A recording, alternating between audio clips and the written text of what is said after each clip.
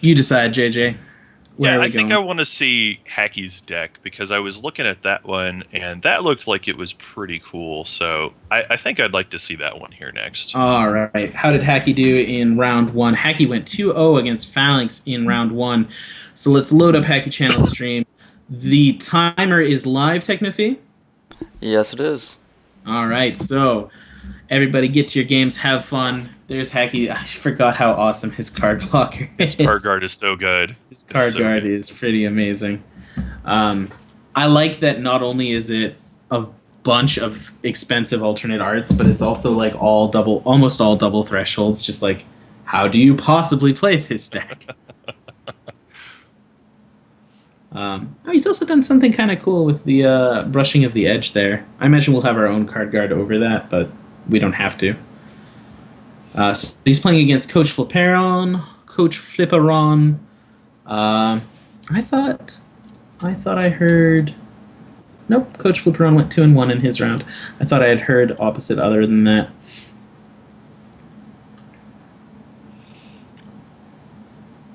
So, Hacky and Coach go on here. Looks like Coach is drawing to 6. For those of you that don't know, these are both streamers. Hacky Channel can be found at twitch.tv/Hacky Channel, and Coach Fliperon can be found at twitch.tv/Coach Fliperon, I believe. I'm not actually sure about his. I don't think he's streaming right now, but I know that he would be normally. So going first, we see a Shard of Conquest hitting down the board, and it comes out as a diamond. So always scary seeing a diamond as the first shard from a player, because you've got to be aware of angels at that point on out. Hacky, on the other hand, is playing as he would normally call it, Jerkface Zared. A little out of character for him. That is out of character for him. Yeah, But he's got a little bit of a different deck he's bringing today. He's showing Ruby on turn 1 with the Zared. Yep, showing Ruby turn 1 with Zared. Both players, of course, playing shards on turn 1. Always a good sign. There are a couple of people looking for their matchups in chat. If you guys want to find those, take a look. You gotta love Hacky's card guard. It's pretty good. So the turn 2 Soul Marble from Coach hits the board. Pretty much one of the most devastating cards to see on turn 2 unless you're an aggro deck. And even when you're an aggro deck, you're not exactly thrilled about it. Shrin, thank you for letting us know. Mike, there's a little bit of chat that you might need to look at. I realize you'll probably be pretty busy right now. So now that Soul Marble is down on the board, every bit of resources that isn't being put onto controlling the board state can now be pumped into that to chisel it down into either the Soul Armaments or the Soul Cavalry at 10 counters. Hacky, on the other hand, playing Blood Ruby and hasn't played a troop on 1 or 2. So if he was playing an aggressive Orc-style deck, I would almost expect to have seen a troop by now. Obviously, you have a better idea of what he's playing, so... Right. Oh! Yeah, we've seen Inferno here from Mr. Hacky. So Inferno, a 2-cost double Ruby threshold constant, starts with an Inferno counter on it, and at the beginning of every player's turn will either gain an Inferno counter or deal 1 damage to them for every Inferno counter on it. Total RNG, really. But it is a thing, and it can really shoot a stall deck for waiting too long. So there's the 4th resource. Oh, and a Solitary Exile from the Coach. He doesn't want to deal with Inferno, so he's going to put all of this raging fire inside of a tiny little box, put it out in the middle of a desert where it'll just kindle away like a candle dying in the wind. It could be like a little oven that's contained with the fire right now. Yeah, that's kind of an interesting thing to put down. So the second Inferno comes out from Hacky. And it looks like he's going to Rage Fire, Coach. So, I mean, that's a pretty good idea of what his deck is going to be like now that we know he's playing Ruby, playing Blood, Infernos, and Rage Fires. So it'll be Burn to the Grounds, Rage Fires, Heart of Fires. Like, anybody could make these assumptions at this point. It's pretty obvious what kind of deck Hacky's running. And Life Siphons I was the other thing. Guys, there are a lot of people looking for their opponents in chat right now, so either please message them in-game if they have their in-game name available, or take a look at the twitch.tv/5shards chat. Kuzumo, the tournament is already... Are you looking for your opponent, or are you trying to register for the tournament? Yeah, just go ahead and keep asking here in the chat, guys. If you're not seeing your opponent, asking here is the right thing to do. Unfortunately, we don't drop people automatically until after the end of round 2 here. Oh, so register is not in PG. I see. Yeah, that's the name of the player there. So I was like, are you trying to register? We're 2 rounds in. So my mistake there, Kuzumo. So Coach chisels up. Now we've got the Heart of Fire and the Inferno from Hacky down. Now, Inferno's damage does not trigger the extra resources from Heart of Fire, does it? Yes, it does. Does it? It reads, Heart of Fire reads, when an action or constant you control it does deals damage constant. Okay. to an opposing champion, gain 1 temporary resource for each damage dealt. So it won't. It shouldn't proc on when it does damage to himself, but if it does damage when it hits Coach. So there's a lot of potential here for Inferno to deal 5 damage to 4 damage, potentially 5 on Coach's next turn, and that will be that'll bring him up to 9 resources, and then he could double Burn to the Ground or double Life Siphon him out, because both of those Burn to the Grounds and Life Siphons will gain him that health back. Coach has to have that in mind. It's actually also possible for triple actions to be enough here. Here comes Crackling Bolt to cost 3 damage, which is enough to bring him up an extra resource so that Hacky can play a 5 cost Burn to the Ground, bringing him back to 5 resources.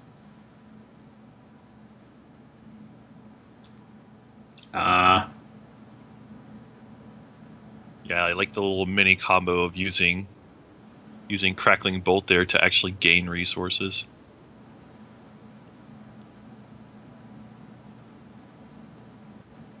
Yeah, it's pretty powerful.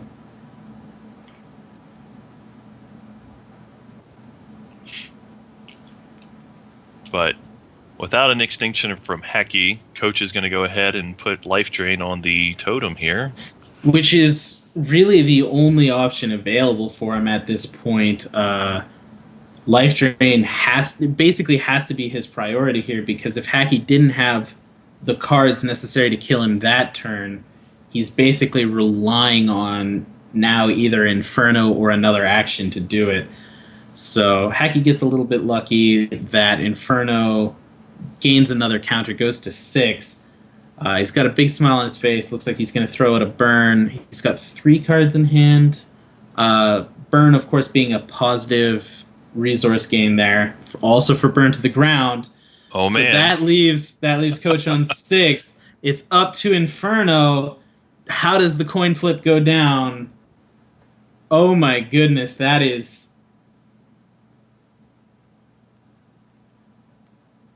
Oh... He doesn't want to pass priority. Does he have the lucky sec or the unlucky one? Oh! And it gains the 7th counter. But is it enough? Hacky still has 1 card in hand. Obviously, it wasn't another way to deal damage, or he would have played it. Right. But now,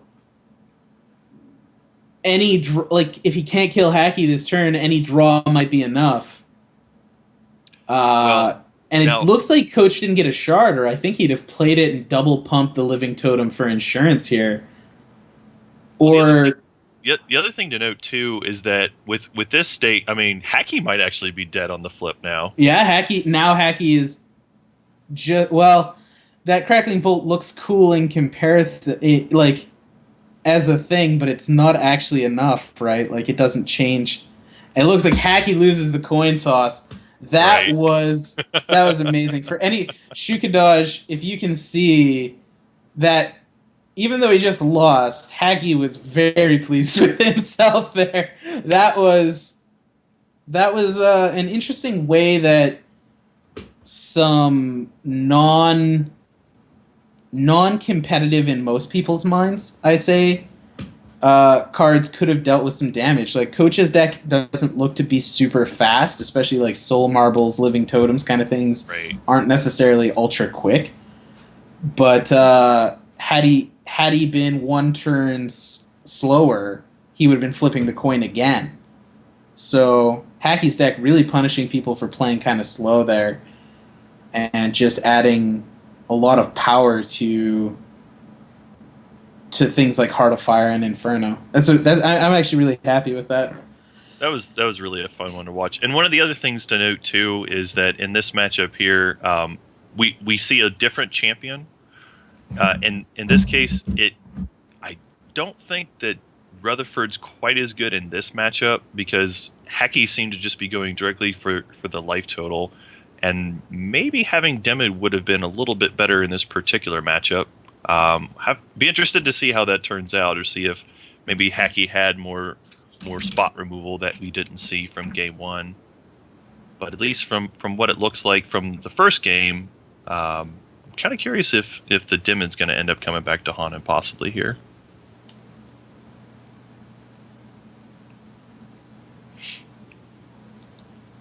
The sealed tourney is up now? I thought it was up in an hour and a half. Like, it might be up for registration. Yeah, maybe for signing up, probably. Well, anyways, it's been past the 10-minute mark, so players, if you encountered a player that did not show up, a no-show, please go to challenge and report your game as 1-0 in your favor.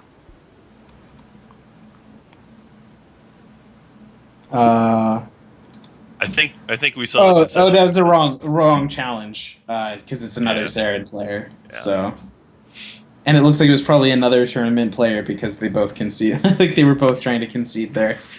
Well,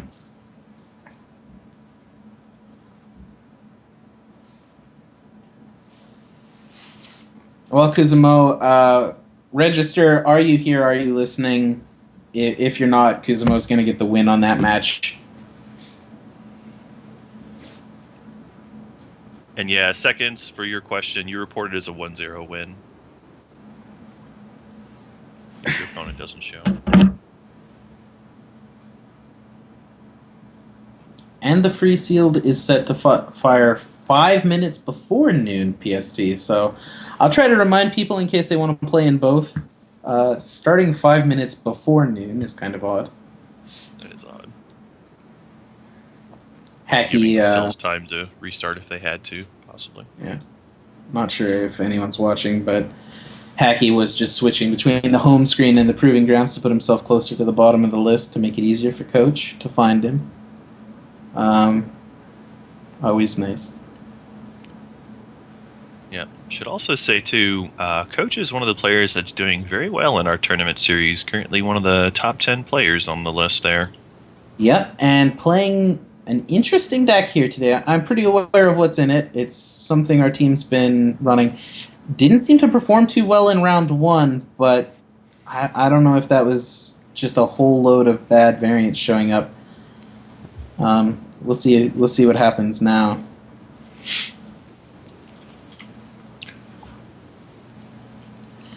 Like Zubrin is saying, guys, he misses 90% of what happens in the Twitch chat. So if you have a rules question, or if your opponent isn't there, or if you want to know what's going on, please message him in-game on the 5 Shards chat. Interesting. Did Hacky choose to draw? Or was that just a mistake? I think there's a chance that... okay. That Coach messed it up. Like, Coach actually kind of screwed that up in the last... okay. Oh, but Hacky wanted the draw. Hacky wants the draw, so it turns out we're fine. Okay. Yeah, I think Hacky might have chose to draw there. I'm not sure because I don't pay any. Man, if you've played Hex enough in the current format, going first is like 98% what you're gonna do, right? Right. So many of us are just used to seeing that message and clicking it away like it's a pop-up ad. Like, get out of here! Of course I'm gonna play first. Right. What are you doing here?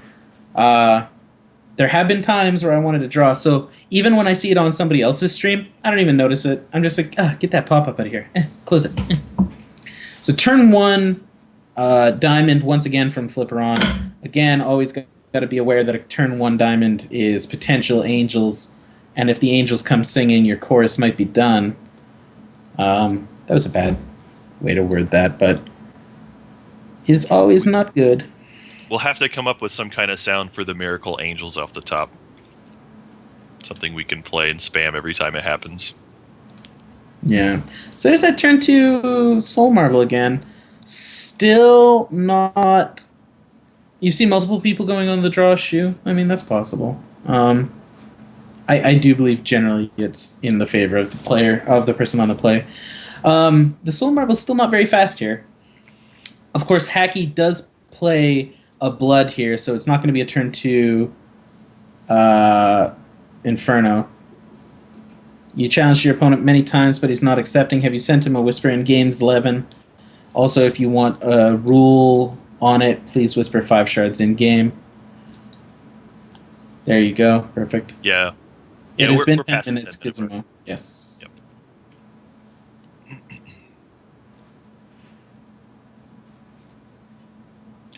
So, 3 resources from Coach, still no troop. Here comes the Heart of Fire from Hacky. I feel like he would play Inferno first if he had it.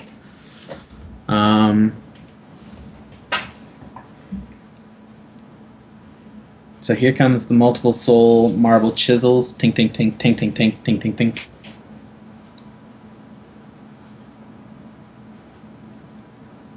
You know what I want to see, and I don't know if he's got it, but I want to see Hacky win next turn, because that would be awesome.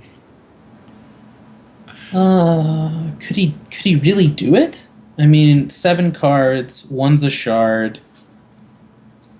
It would have to be like Crackling Boulder Burn to get the resources up, and then expel, expel, expel. That's I guess that's actions. Still a little short. Actions, yes. That's 24 packs right there, 3 in a row.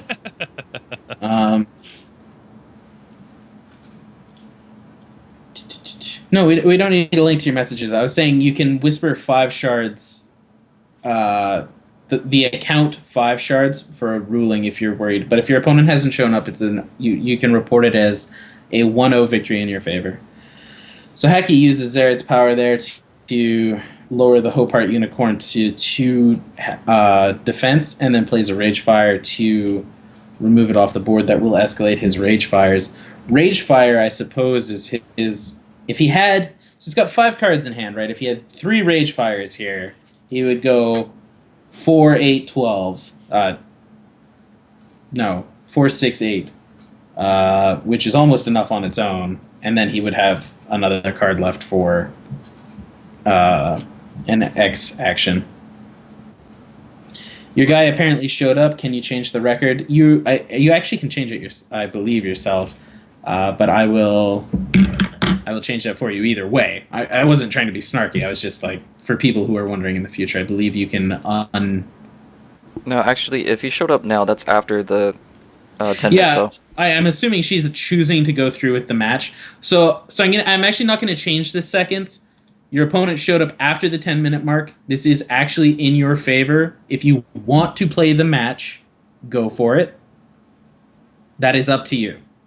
If you want to take the win, which I'm not, I would advise to that. I don't think anyone here would advise you against that. Right. Then I'm not going to change the record. It's on you.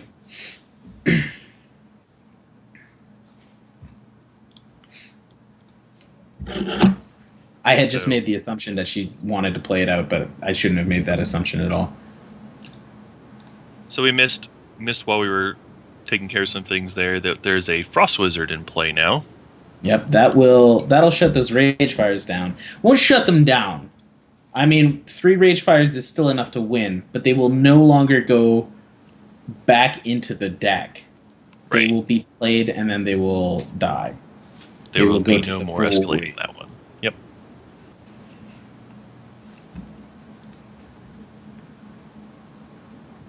We see one of Hacky's reserves card here. See the Chaos Key being played. Yeah, that's there to get rid of that soul marble if necessary. That being said, playing it here might have been a mistake. Instead of waiting until he had 7 resources so he could play it and activate it, he's put it onto the board, which now Coach can transform the soul marble into a soul cavalry. And the Soul Cavalry is a 6/6 with Steadfast and Spell Shield, which is normally what the Soul Armaments give everything. But the key point is that having Spell Shield itself prevents it from being targeted by the Chaos Key. But it's also possible Hacky's trying to lure him into doing that. Maybe he's got the Extinction in hand. That's possible. I think something like that. I think it really depends on what Coach has got in hand here, though. But, you know, like, at that point, you still get 6 damage through, or 8 this turn. Right. But is that enough here? Because then if Hacky has the Extinction, I think he stabilizes pretty good. Pretty well, even. Yeah, Coach decides to play it safe, just goes ahead and levels it a few times, but does not actually decide on what he wants to do yet with the marble.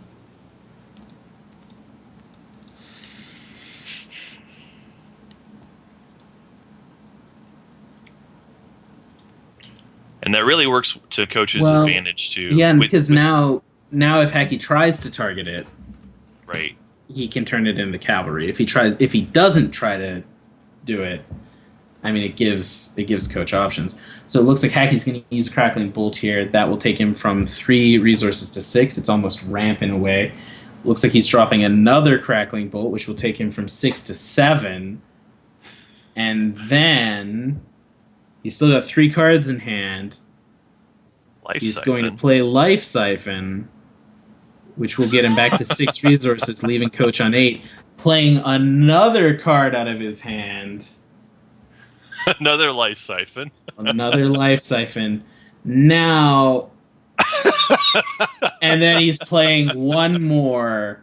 Burn to the ground. Burn to the ground. So that's the power of the Heart of the Fire, letting you cycle through those actions. Even Coach seems pretty happy with that. That's pretty awesome. That is pretty awesome. I am legitimately surprised that was actually the play for the win. Not because I didn't think that it was possible. Obviously, we talked about it a couple of times, like that was possibly going to happen at any given point. I'm more surprised that Hacky Channel kept a straight face while playing those cards. Yeah, knowing Hacky, that is actually really impressive of him. He's usually a very visually expressive, a lot more animated than that. Yeah, sure. and not that I don't want anyone to take that as a negative thing. Like, obviously that's who Hacky is, and that's awesome. But yeah, that was awesome. I would have if that was me, I'd have had the biggest crap-eating grin on my face, like nobody's business. Like, it would not have been a secret that I was about to play those out. I'd have just been giggling like a madman.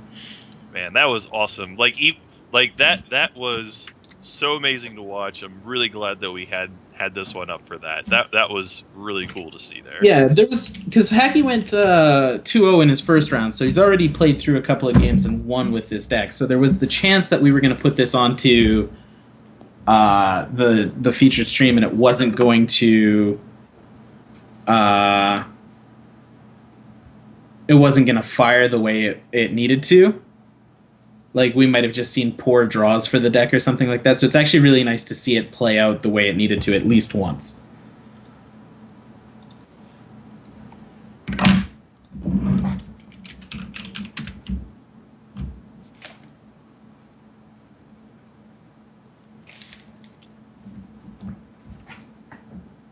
Alright, looks like Hacky will be on the draw again for this final game.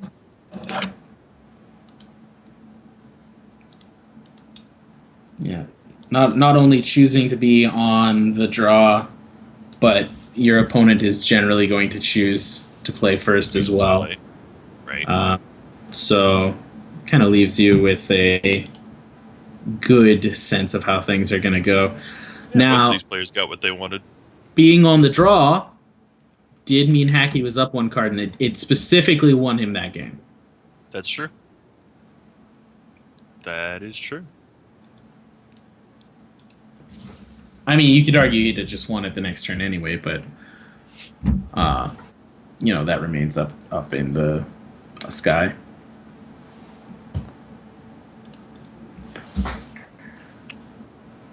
Yeah, so Hacky's got a lot of targets here for those solitary exiles that Fliperon's got. It's going to be working overtime. Excuse me. We see a tunneling troop here from Fliperon out of Diamond and Ruby. Mm-hmm. So it means it's a Ruby tunneling troop or an artifact tunneling troop. And in addition, it cannot be Fisher-Smith, nor on this board state would you expect for it to be Fisher-Smith. Right. Which leaves, I mean, if I was Hacky, I'm pretty sure I would know what card that is. Yeah, I think so too. I know what card it is because I know what deck it is, but there really is only... There's really only like one. There's two options, I suppose. There's two. Okay. But what are up with all these sleeveless decks? I agree, Technophy. We should disqualify anyone playing without sleeves.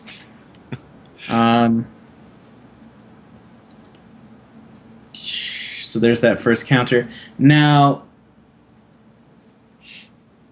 Chaos Key is fairly strong as a turn 2 play, but I don't think it's an Inferno or a Heart of Fire strong. So now, with all the things that have gone on, we've got to ask ourselves, even with 4 Heart of Fires in the deck, it's not a card you want to have 2 of, but you definitely want to have 1 of on the field. Right. It doesn't hurt to have 2 of them, but obviously, you would prefer to avoid that. Well, having the 2, does that work as far as doubling up on the resources? I've actually not built this deck before, but it seems like it should, right? It would. Yeah, they would both gain you separate amounts. It doesn't say. So it doesn't say. Let you... Yeah, the wording would have to be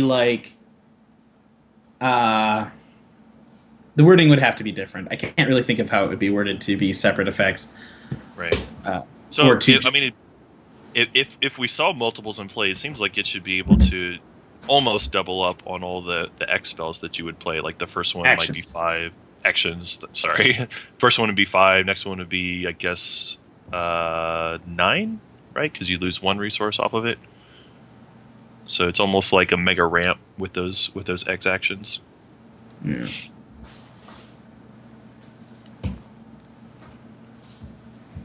So there's the Inferno counting up counters, getting ready to throw stuff out at the board. Hacky getting to 4 resources here and choosing to use Zared on the Living Totem.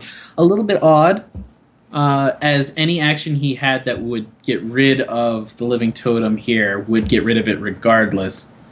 He's choosing to play the Heart of Fire here.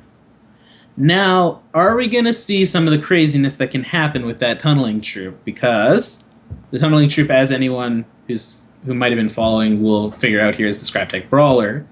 Tunnels for 3 turns, pops up, and when he enters play, you gain 3 resources. Coach is now on 8 resources on turn 5. What is he going to do with those 8 resources? Possibly nothing, just to be anticlimactic. I'll never forgive him if that's the case.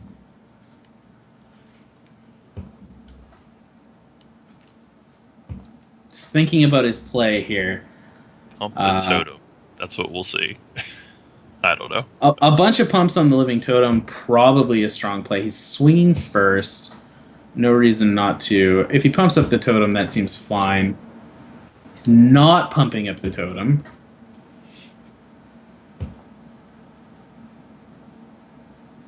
He's going to Solitary Exile right now.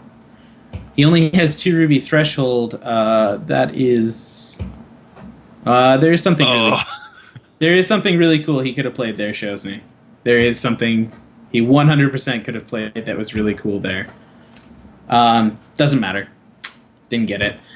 He instead chooses to solitary exile away the Heart of Fire, which is the biggest threat here. The Inferno is just as dangerous to him as it is to Hacky, and it's actually more dangerous to Hacky in this position. But as it stands, with the Heart of Fire off the board, Hacky either has to choose to replay Heart of Fire or use his Chaos Key on the solitary exile. Instead choosing to Extinction to wipe the board of Living Totem and the Scrap Tech Brawler here.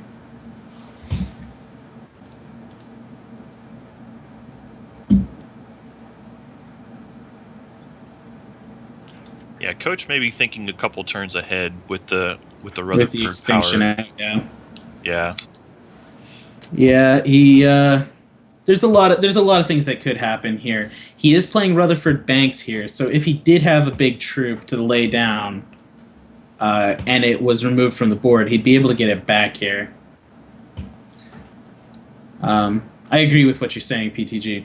So that Angel of Dawn off the top comes onto the board. Once again, a fairly threatening thing.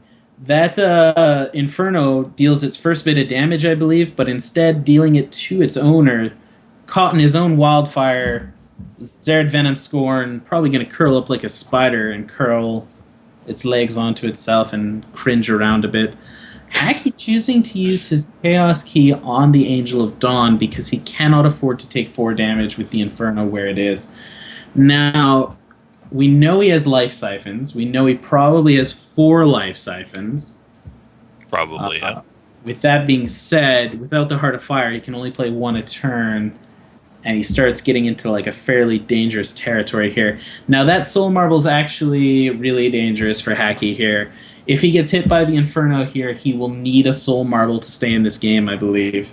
But the Inferno does take up Kusta's 7 counters instead of dealing that 6 damage. So Hacky goes to 7 resources. Could... Oh. What? Pact of Pain. He